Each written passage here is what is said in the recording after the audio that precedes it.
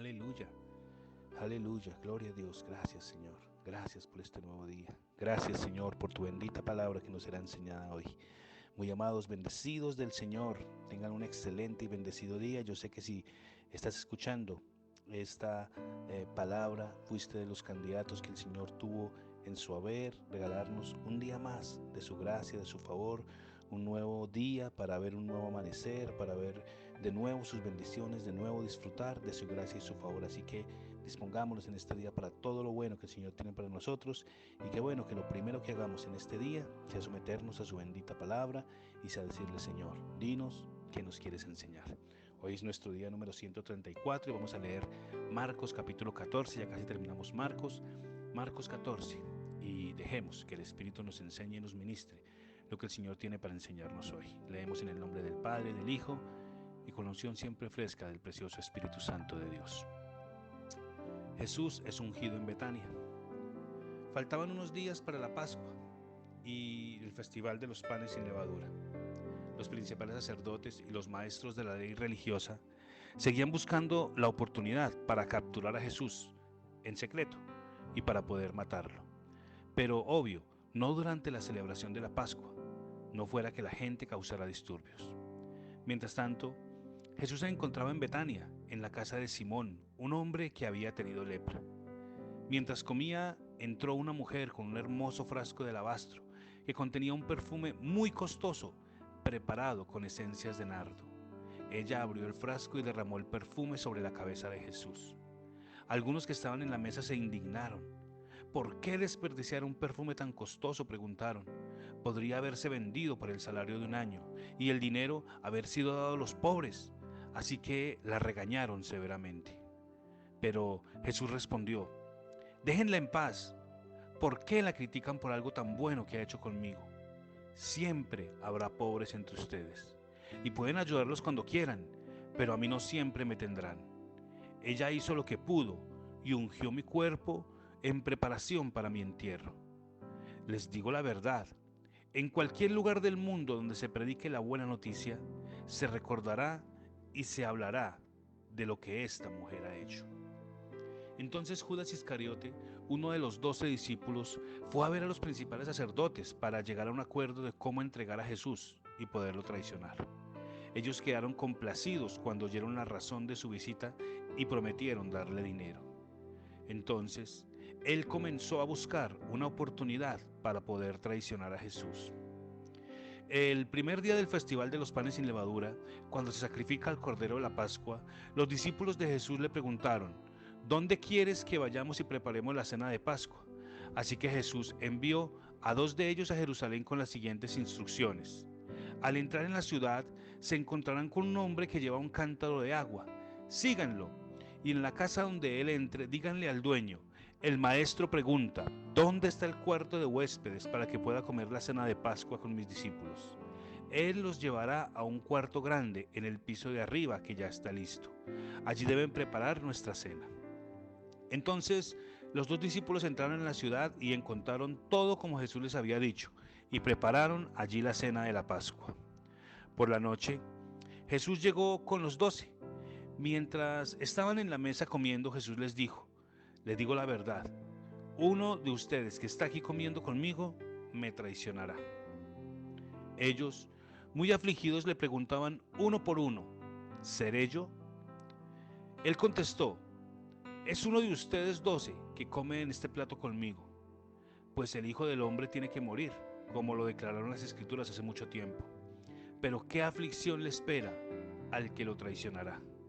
Para este hombre sería mucho mejor no haber nacido.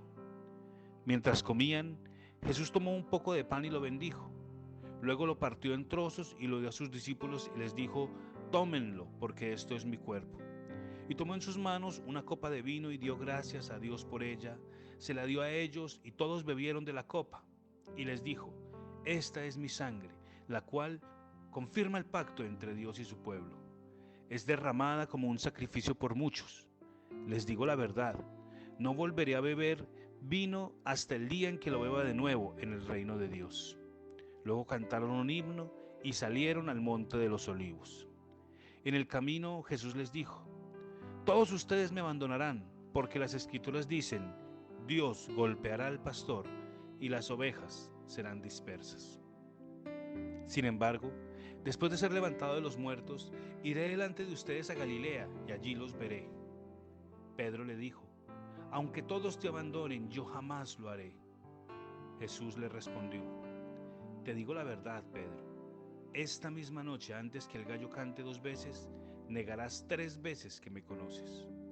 No, exclamó Pedro enfáticamente, aunque tenga que morir contigo, jamás te negaré. Y todos los demás juraron lo mismo. Fueron al huerto de los olivos, llamado Getsemaní, y Jesús dijo: siéntense aquí mientras yo voy a orar. Se llevó a Pedro, a Santiago y a Juan, y comenzó a afligirse y a angustiarse profundamente. Les dijo: mi alma está destrozada de tanta tristeza, hasta el punto de la muerte. Quédense aquí y velen conmigo. Se adelantó un poco más y cayó en tierra. Pidió en oración que si fuera posible pasaran de él esa horrible hora que le esperaba. Abba, Padre, clamó, todo es posible para ti. Te pido que quites esta copa de sufrimiento de mí. Sin embargo, quiero que se haga tu voluntad y no la mía. Luego volvió y encontró a sus discípulos dormidos. Y le dijo a Pedro: Simón, ¿estás dormido? ¿No pudiste velar conmigo ni siquiera 1 hora? Velen y oren para que no cedan ante la tentación, porque el espíritu está dispuesto, pero el cuerpo es débil. Entonces Jesús los dejó otra vez e hizo la misma oración que antes.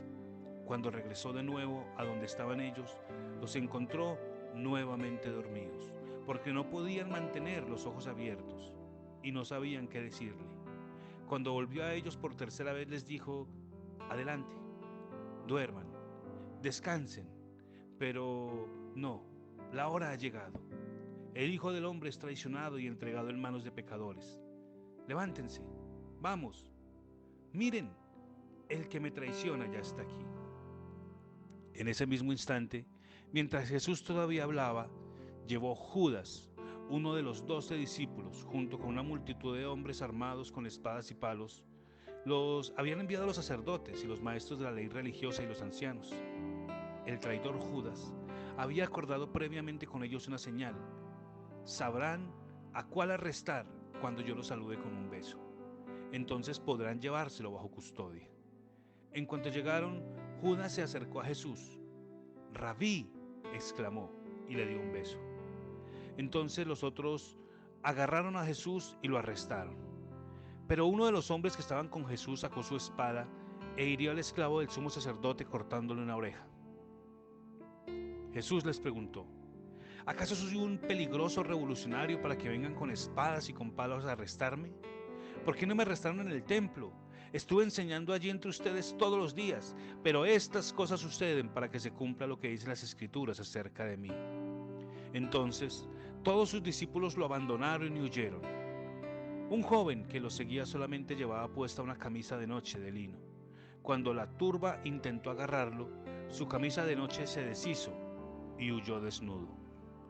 Llevaron a Jesús a la casa del sumo sacerdote, donde se habían reunido los principales sacerdotes, los ancianos y los maestros de la ley religiosa. Mientras tanto, Pedro lo siguió de lejos y entró directamente al patio del sumo sacerdote.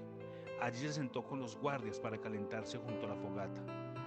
Adentro, los principales sacerdotes y todo el Concilio Supremo intentaban encontrar pruebas contra Jesús para poder ejecutarlo, pero no pudieron encontrar ninguna. Había muchos falsos testigos que hablaban en contra de él, pero todos se contradecían. Finalmente, unos hombres se pusieron de pie y dieron el siguiente falso testimonio: nosotros lo oímos decir: yo destruiré este templo hecho de manos humanas y en 3 días construiré uno hecho con manos no humanas. Pero aún así sus relatos no coincidían. Entonces el sumo sacerdote se puso en pie ante todos y le preguntó a Jesús: bien, ¿no vas a responder a los cargos? ¿Qué tienes que decir a tu favor? Pero Jesús se mantuvo callado y no contestó.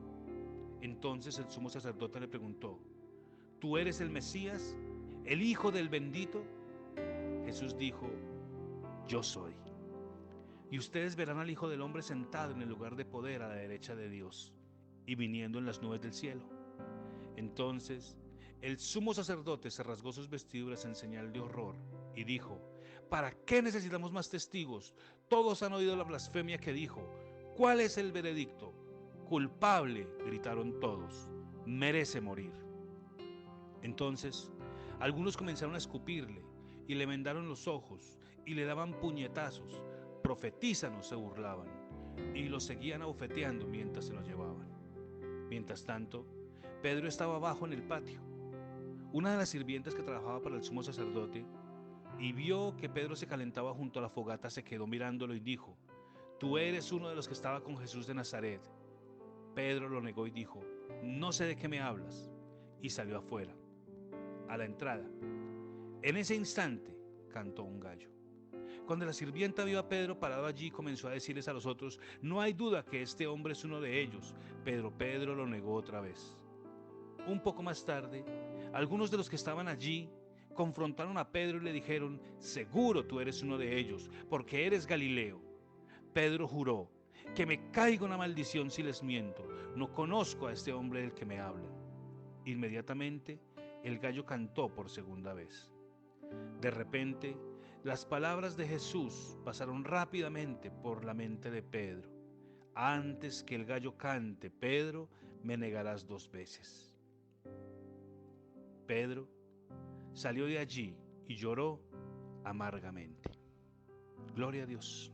Esa fue la porción para hoy. Un poquito larga, 72 versículos, y básicamente son las últimas horas casi las últimas horas de Jesús aquí en la tierra.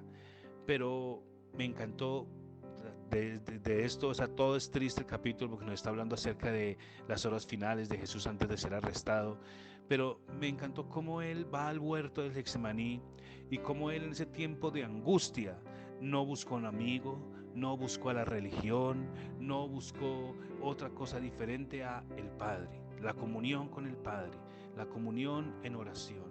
Y allí en oración le dijo: Padre, si puedes librarme, líbrame. Padre, tú lo puedes hacer. Padre, que yo no beba esta copa amarga que estoy a punto de beber. Pero la parte que me encanta: pero no se haga mi voluntad, sino la tuya. Y en nuestras angustias, y en nuestros problemas, y en nuestras dificultades, siempre debe ser esa nuestra oración. Número 1, al Padre, al Padre, al Padre. Y número 2, anteponer nuestra voluntad no es buena idea. Anteponer nuestras ideas no es buena idea. Siempre, siempre nuestra oración debe ser la misma que Jesús hizo: Señor, que no se haga mi voluntad sino la tuya.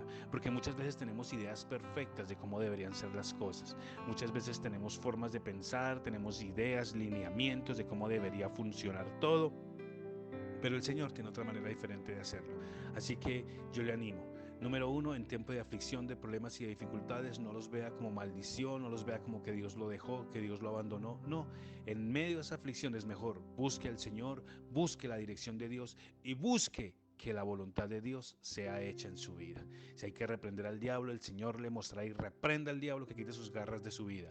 Pero si son pruebas y aflicciones que están en su vida y le van a ayudar a forjar su carácter y a cumplir la voluntad perfecta de Dios en su vida, para caminar en amor, para perdonar, para forjar su carácter, entonces no las maldiga y no las vea como persecuciones. Sencillamente ore que el Señor le dé fuerza, que el Señor le dé fortaleza, y al igual que el Señor le dio fortaleza a Jesús para correr la carrera y terminarla con gozo, le dará fuerza y le dará carácter y le dará voluntad y le dará decisión también para que usted pelee la batalla, y no solamente la pelee, sino que al igual que Jesús, la gane.